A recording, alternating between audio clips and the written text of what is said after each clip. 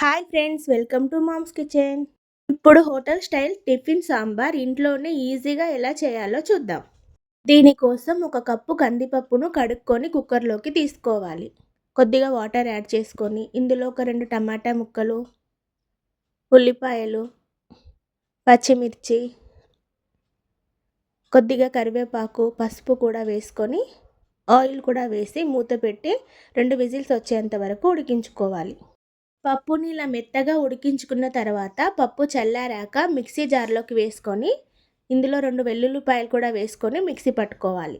పప్పుని ఇలా మెత్తని పేస్ట్లా చేసుకొని పక్కన పెట్టుకోవాలి. స్టవ్ ఆన్ చేసుకొని ఒక ప్యాన్ పెట్టుకొని ప్యాన్ హీట్ అయిన తర్వాత 2 టేబుల్ స్పూన్ల ఆయిల్ వేసుకొని కొద్దిగా మెంతులు, ఆవాలు, జీలకర్ర, ఉల్లిపాయ, ఎండుమిర్చి, కరివేపాకు, కొద్దిగా పసుపు కూడా వేసుకొని ఫ్రై చేసుకోవాలి.